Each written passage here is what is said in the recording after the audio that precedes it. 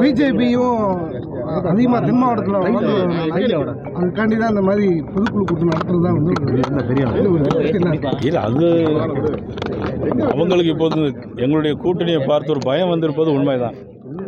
பொதுக்குழு நடத்துறது அது அவங்களுடைய உரிமை, அது அவங்களுடைய கட்சியினுடைய பொதுக்குழு.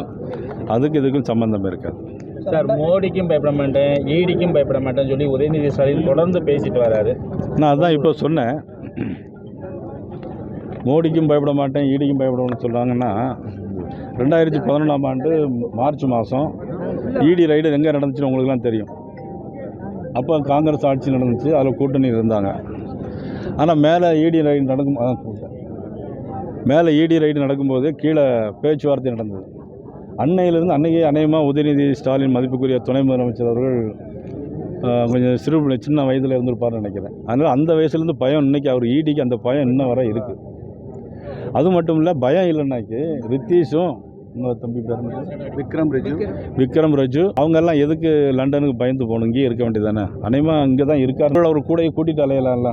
பயம் இல்லை, லண்டனுக்கெல்லாம் போய் ஒழிச்சு ஓட சொல் லேண்ட் ஆகிருப்பார்னு நினைக்கிறேன் ஒருத்தர். இதுக்கு என்னுடைய நண்பரை கூட வச்சுக்கலாம்ல.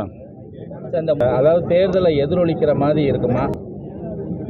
இது ஏற்கனவே அரசாங்கம் ஏற்கனவே நடத்தினாங்க. அது வேணுள்ள ஒரு பக்தி மாநாடு அமையும் சார். முன்னெடுத்து பயணம் செஞ்சார்.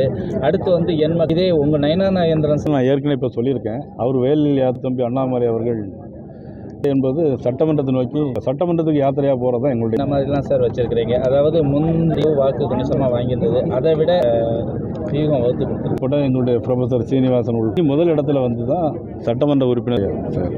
இன்னொரு ஒரு கேள்வி பார்த்துட்டு வச்சுருக்காங்க, இதை எப்படி கூட்டத்துக்கு வந்து முதல்ல போகிறது மாதிரி சொன்னாங்க. அதுக்கப்புறம் அது போகிறது மாதிரி இல்லைங்கிற ஒரு கருத்து அடிப்படையில் எதற்காக போனார்கள்ங்கிறது நீங்கள் அவர் முதலமைச்சரை பார்த்து கேட்டால் கொஞ்சம் விளக்கமாக சொல்லுவார். அதில் என்ன பேசுனீங்கன்னு நீங்கள் வந்து முதலமைச்சரை பார்த்து நம்மளுடைய மீடியா ஊடகங்களுக்கு கேட்டாக்கே நீங்கள் கேட்குற விளக்கம் உள்பட அந்த விளக்கம் நமக்கு புரியல.